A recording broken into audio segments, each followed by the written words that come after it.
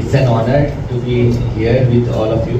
আপনারা দীর্ঘদিন ধরে ক্রীড়া ক্ষেত্রে যেভাবে কাজ করছেন, আমি শুনছিলাম বিভিন্ন প্রতিকূলতা এবং সত্যি কথা বলতে সাপোর্টের অভাব যে পরিস্থিতি দীর্ঘদিন ধরে, যেমন আমাদের পশ্চিমবঙ্গের ক্রীড়া ক্ষেত্রে ক্রীড়াবিদরা, আমাদের খেলোয়াড়রা বঞ্চিত ছিল, এখানে আমি সেরকমই কিন্তু আমাদের স্পোর্টস জার্নালিস্টরাও দীর্ঘদিন ধরে বিভিন্ন ক্ষেত্রে বঞ্চিত হয়ে রয়েছে। তবে এইটুকু বলতে পারি, বঞ্চনার দিন শেষ, ভরসার দিন শুরু হয়েছে এবং আমার বিশ্বাস যে আগামী দিন এই ভরসাটা আরো শুধু অটুট না, আরো সুদৃঢ় করা, সেটা আমাদের প্রত্যেকের লক্ষ্য থাকবে। আপনাদের প্রত্যেকের সহযোগিতা চাইব, কারণ এই পুরো ক্রীড়া ক্ষেত্রে আমাদের পশ্চিমবঙ্গের শুধু কলকাতা না, কলকাতা ময়দানে ডেফিনেটলি আমাদের আলাদা, কলকাতা ময়দান একটা হৃদয়ের কাছে থাকে, কিন্তু তার সাথে সাথে পশ্চিমবঙ্গের প্রত্যেকটা প্রান্তে কি অবস্থা, কি পরিস্থিতি ক্রীড়া ক্ষেত্রে, ছেলেরা কতটা এক্সপোজার পাচ্ছে, কোথাও বঞ্চিত হচ্ছে কিনা, কোথাও কোনো ধরনের অন্যায় হচ্ছে কিনা বা অবিচার হচ্ছে কিনা, এই টাইপের কোনো বিষয় থাকলে সেটা কিন্তু সবার আগে আপনারাই আমাদের দিতে পারবেন। এবং সেজন্য আপনারা জানেন, এখানে অলরেডি অনেকের সঙ্গে আমার কাজ করার বিভিন্ন সৌভাগ্য বা সুযোগ হয়েছিল, কিন্তু অনেকের সঙ্গে হয়ওনি আগে, কারণ মেনলি অন্য বিভিন্ন ধরনের আমাদের পলিটিক্যাল বিটে বিরোধী ছিলাম, তো পলিটিক্যাল বিটে যারা কাজ করতেন তাদের সঙ্গে হয়তো বেশি যোগাযোগ হতো। তো কিন্তু সঞ্জয়দার সঙ্গে আগে পরিচয় ছিল, তো পলিটিক্যাল বিটে ছিলেন, তেমনি এরকমই আমাদের বিভিন্ন ডাইমেনশনে যারা কাজ করেছেন। আজকে বিশেষ করে ক্রীড়া ক্ষেত্রে যখন দায়িত্ব এসছে, যুব কল্যাণের ক্ষেত্রে দায়িত্ব এসছে, সবার আগে যুব সমাজ যারা সব থেকে বেশি সাফার করেছে দীর্ঘদিন ধরে, আমাদের যুব সমাজ পরিযায়ী হয়ে গেছে, বঞ্চিত হয়েছে, পরিযায়ী হয়েছে, প্রতারিত হয়েছে। তেমনি খেলোয়াড়রাও অনেকেই কিন্তু বঞ্চনার শিকার হয়ে অন্য রাজ্যে চলে গেছে। দীর্ঘদিন ধরে খেলো ইন্ডিয়ার মতন কর্মসূচি থেকে আমরা বঞ্চিত থেকেছি। দীর্ঘদিন ধরে খেলাধুলা বিশেষ করে তাকে একটা যেন স্টেপ মাদারলি ট্রিটমেন্ট করা হয়েছে, সরকারের তরফ থেকেও হয়েছে এবং বিভিন্ন যারা ইনফ্লুয়েন্সিয়াল পার্সনস তাদের থেকেও সেটা হয়েছে। সেটা খেলার ময়দানে তার সাথে সাথে রাজনীতি যুক্ত হয়েছে। খেলার ময়দানে খেলা হবে, রাজনীতির ময়দানে রাজনীতি হবে, সিম্পল অ্যাজ দ্যাট। কিন্তু খেলার ময়দানেও রাজনীতি হওয়ার জন্য আমাদের ছেলেমেয়েরা অনেক সাফার করেছে। ক্রীড়া ওখানে আমাদের অনেক পিছিয়ে গেছে, খেলোয়াড়রা পিছিয়ে গেছে। তো আপনাদের প্রত্যেকেই বলবো, আপনারাই আমাদের চোখ, আপনারাই আমাদের কান। আপনারা যখনই কোনো ধরনের ইরেগুলারিটি দেখবেন, সেটা স্পোর্টস এথিক্স ভায়োলেশন, ইভেন আমি বলবো অনেক ক্ষেত্রে অভিযোগ এসছে ম্যাচ ফিক্সিং এর মতন গুরুতর অভিযোগ, সেই টাইপের অভিযোগ আসলে যেটা পুরো ক্রীড়াকে কলুষিত করে, ক্রীড়ার প্রতি বিশ্বাসটাকে মানুষের নষ্ট করে দেয়, এই ধরনের কোনো অভিযোগ আসলে ইমিডিয়েটলি জানাবেন। আপনারাও জানেন, অনলি আ কল অ্যাওয়ে, এবং সেটা ওই মুখের কথা না, বাস্তবেও যারা আমার সঙ্গে কাজ করেছেন বা কাজ করছেন আপনারা জানেন।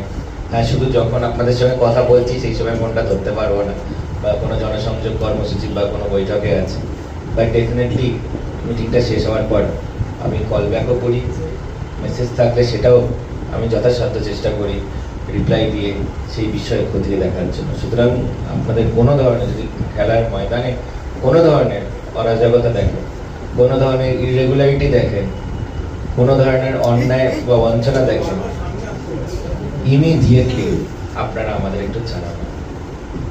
কারণ সরকার, আমরা যেভাবে বিশ্বাসী, দেশের যশস্বী প্রধানমন্ত্রী নরেন্দ্র মোদীজি বলেন সবকা সাথ সবকা বিকাশ, তো সেই সবকা বিকাশ হতে গেলে কিন্তু আমাদের সবার প্রয়াসটাও দরকার, অর্থাৎ আমাদের প্রত্যেকের কালেকটিভ যে প্রচেষ্টা, সেটা আমাদের বিশেষ করে প্রত্যেকের। এবং সব থেকে গুরুত্বপূর্ণ ভূমিকা কিন্তু সংবাদ মাধ্যমে। কেউ হয়তো প্রিন্টে আছেন, কেউ আপনারা ভিডিওর সাথে আছেন, কেউ আবার অনলাইন আছেন, পোর্টালগুলোর সাথে যুক্ত আছেন। তো আপনাদের মাধ্যম থেকে কিন্তু আমাদের বাস্তব চিত্রটা আমাদের কাছে আসে এবং সব থেকে তাড়াতাড়ি দ্রুততার সাথে আসে। সুতরাং এটা আপনি জানেন, আমরা দপ্তরেও আপনাদের প্রত্যেকের প্রথম দিন থেকেই আমাকে বলছিল যে এখানে অনেক ধরনের রেস্ট্রিকশন আছে। আমরা কোনো রেস্ট্রিকশনের ব্যাপার নেই, এটা ক্রীড়া ক্ষেত্রে যারা কাজ করেন সেই সকল মানুষের দপ্তর, শুধু ক্রীড়া মন্ত্রীর দপ্তর নয়।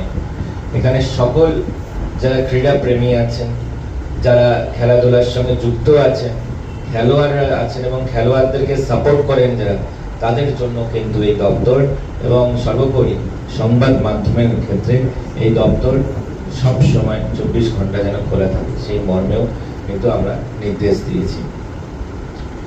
তো আপনাদের কাছে আমি কথা শোনার জন্য এসেছি। আমি নিজে বেশি বলতে ভালোবাসি না, আমি শুনতে ভালোবাসি এবং তার সাথে সাথে যে বিষয়গুলো আসে সেগুলোকে সলভ করতে ভালোবাসি। এবং সলভ করার জন্য অনেক ক্ষেত্রে সময় লাগে, সেই সময় কারণ সেটা প্রত্যেকটার একটা ডিউ প্রসেস আছে, তো সেই ডিউ প্রসেসের মাধ্যম দিয়েই সমাধান করারই চেষ্টা করি। তো সেজন্য আমার আমি বলবো যে পুরো আজকের মঞ্চটা আপনারা ওপেন করবেন।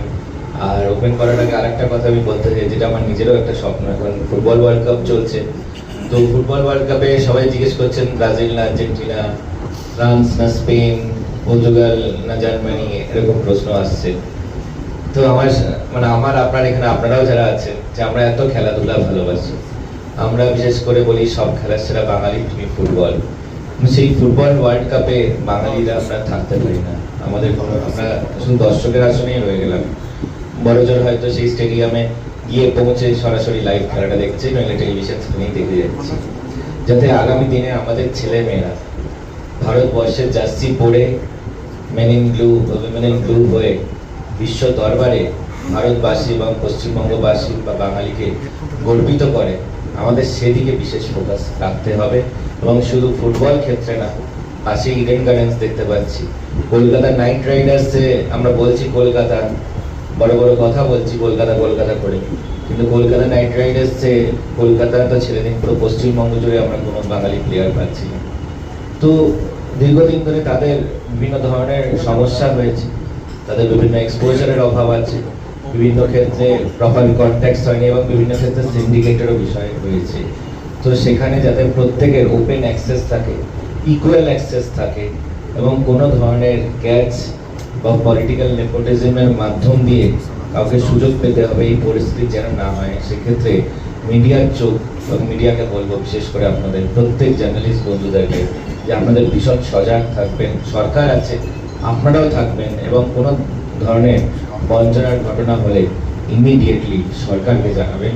সরকার কিন্তু সেটাকে অ্যাড্রেস করার জন্য সদা জাগ্রত থাকছে।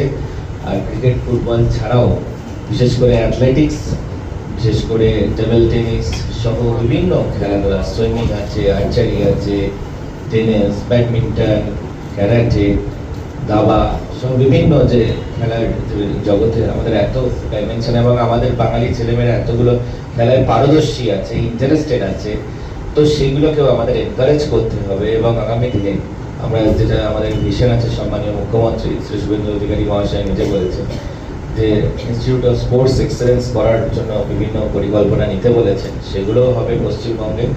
এবং তার মাধ্যম দিয়ে আমাদের ছেলে মেয়েদেরকে বিশেষভাবে যাতে পারদর্শী এবং খেলো ইন্ডিয়ার মাধ্যমে তাদেরকে nutritional support, professional support, coaching support এবং তার সাথে সাথে মেডিকেল সাপোর্টও দিয়ে আমরা আগামী দিনে যাতে পশ্চিমবঙ্গের বাঙালি বিশ্ব দরবারে অলিম্পিক্স, কমনওয়েলথে গিয়ে যাতে স্বর্ণপদক পেতে পারে, তার সুবন্দোবস্ত করতে হবে।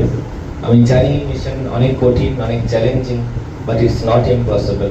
এবং আমাদের সকলের প্রচেষ্টায় এই মিশনে আমরা প্রত্যেকে কিন্তু জয়ী হব, সেই বিশ্বাস আমার আছে। এবং আগামী দিন আপনারা প্রত্যেকে মিলে আমাদের পশ্চিমবঙ্গের আগামী প্রজন্ম, বিশেষ করে এবং তরুণ প্রজন্ম যারা খেলোয়াড়রা আছে এবং ক্রীড়া জগতের যারা আছেন, তাদের প্রত্যেককে নিয়ে আগামী দিনে পশ্চিমবঙ্গ এবং বাঙালিকে গর্বিত করবেন, এই আশা ভাষায় আমার বক্তব্য শেষ করছি। ধন্যবাদ।